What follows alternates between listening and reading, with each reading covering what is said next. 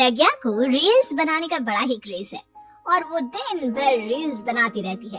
खाते पीते घूमते फिरते घर में कॉलेज में रील्स बनाने के कारण प्रज्ञा पूरे कॉलेज में हाईलाइटेड है। जहां उसकी रील्स सभी को पसंद आते हैं, वहीं मनीषा चिंता में डूबी रहती है। एक रोज जब खाते हुए प्रज्ञा रील्स बना रही होती है, तब मनीषा कहती है, एक मिनट भी चैन नहीं है इस लड़की को।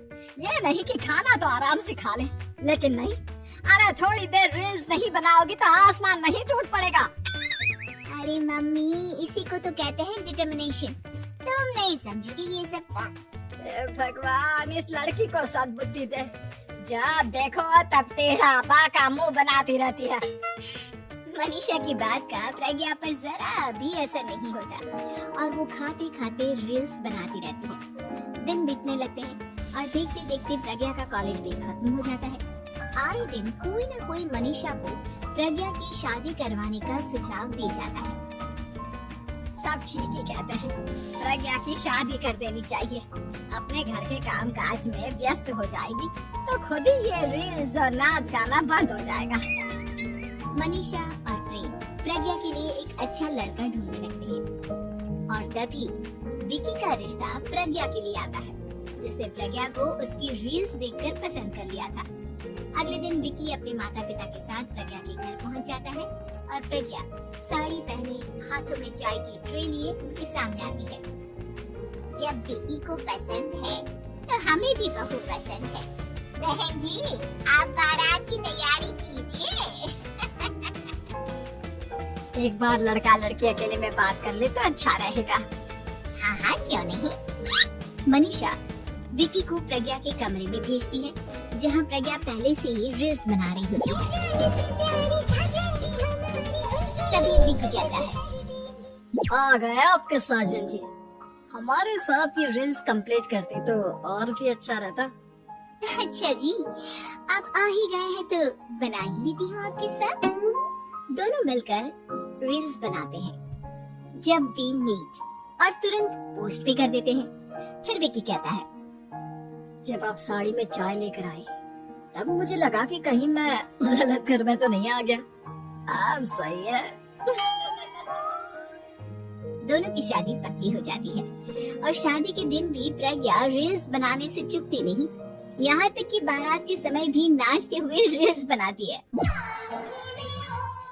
सभी लोग प्रज्ञा की तारीफ के पुल बांध देते हैं और प्रज्ञा नाचती गाती अपने ससुराल चली जाती है।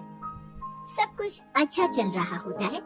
प्रज्ञा यहाँ भी दिन भर हर चीज की रील्स बनाती रहती है, लेकिन कुछ दिनों के बाद जब सुनीता कहती है, बहू, ये रील्स के साथ साथ कुछ काम भी कर लिया करो। वैसे तुझे और क्या क्या बनाना आता है? मम्मी जी, वैसे तो सब कहते हैं कि मैं सब कुछ अच्छा बनाती हूँ, लेकिन मुझे लगता है कि मैं मैगी अच्छा बना लेती हूँ। हाँ, कॉफी भी अच्छा बना लेती हूँ और मुंह तो सबसे अच्छा बना लेती हूँ। अच्छा अच्छा। सुनीता अपना माथा पकड़ लेती है और कहती है, बहू, कुछ खाना बनाना भी सीख लेती। मम्मी जी, मैं लंबी प्लानिंग कर रही हूँ। जल्दी ही मैं इतनी फेमस हो जाऊंगी कि मुझे पैसे मिलने लगेंगे। हम दोनों सास बहू राज करेंगे, राज। नौकर काम करेंगे और लोगों की तो लाइन लगेगी हमसे मिलने के लिए। तेरा दिमाग खराब हो गया है क्या बहू? हंसी मजाक तक ठीक है, लेकिन इस तरह घर नहीं चलते। जितना जल्दी हो इस घर के तौर तरीकों को सीख लो। प्रज्ञा मुंह घुमाकर चली जाती है और तुरंत उसी वक्त एक रील बनाती है। ये देख सुनीता का गुस्सा 7वें आसमान पर चला जाता है और विकी के घर आते ही सुनीता उसे सब कुछ बताती है। विकी भी अब प्रज्ञा की इन हरकतों से परेशान हो जाता है। तुम टेंशन मत लो मम्मा, मैं देख लूंगा।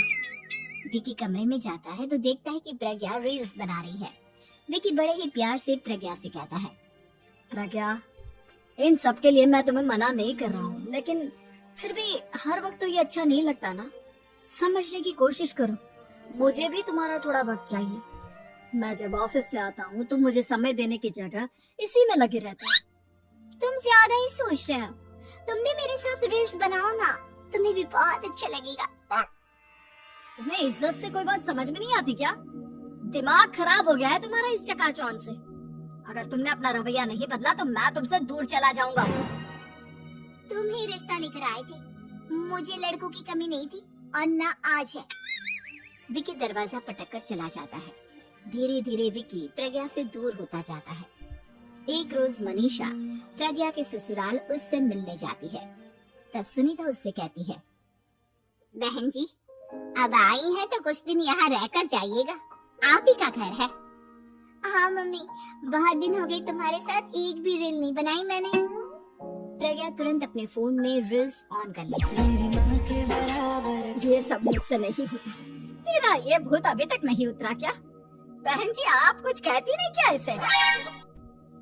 जब आप ही कुछ नहीं कर पाई तो मैं कर ही क्या सकती हूँ, सास तो वैसी ही बदनाम है। शाम को घर की लाइट चली जाती है और मनीषा प्रज्ञा से कहती है, मेरे घुटनों में बहुत दर्द हो रहा है, तू लाइट का कुछ इंतजाम करना बेटा।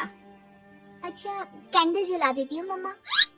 प्रज्ञा गाते हुए कैंडल जलाती है और खिड़की के पर्दे के पास रख देती है। मनीषा जिसे बहुत दर्द हो रहा है वो सो जाती है और प्रज्ञा हमेशा की तरह अपने रील्स में लग जाती है। उधर कैंडल की वजह से पर्दा आग पकड़ लेता है और मनीषा के कमरे में आग लग जाती है। बचाओ, कोई है बचाओ। सभी भागते हैं और विकी कमरे की आग बुझाने में लग जाता है, लेकिन तब तक मनीषा आधी जल चुकी थी। मनीषा की हालत देख प्रज्ञा रोने लगती है। विकी मनीषा को तुरंत हॉस्पिटल ले जाता है और उसे एडमिट कराता है। विकी प्रज्ञा से कहता है, देख लिया ना, तुम्हारे इस नाच गाने की वजह से आज तुम्हारी माँ की जान जाते जाते रह गई। अब पता नहीं तुम और क्या चाहती हो। उधर डॉक्टर कहते हैं, इनकी हालत बहुत नाजुक है, आधे से ज्यादा जल चुकी है। प्रज्ञा रोती हुई मंदिर में जाती है और भगवान के आगे जाकर कहती है, भगवान मेरी माँ को ठीक कर दो, मैं कसम खाती हूँ हाथ से ये रील्स बनाना छोड़ दूंगी, बस मुझे मेरी माँ वापस मिल जाए। 2 दिन बीत जाते हैं और मनीषा खतरे से बाहर आ जाती है। पेशेंट अब ठीक है, आप लोग उनसे मिल सकते हो। सब कोई मनीषा से मिलता है और प्रज्ञा सबके सामने अपना फोन तोड़ देती है। मुझे माफ कर दो मम्मा, मैंने तुम लोगों की बातों को नजरअंदाज किया। बेटा कोई भी चीज जरूरत से ज्यादा खराब है। मैंने तुम्हें रील्स बनाने से कभी मना नहीं किया, लेकिन हर वक्त एक ही चीज तो सही नहीं है। मैं समझ गई हूँ मम्मा, आई एम सॉरी। प्रज्ञा उस दिन से रील्स बनाना छोड़ देती है और पूरी तरह से अपने घर में लग जाती है।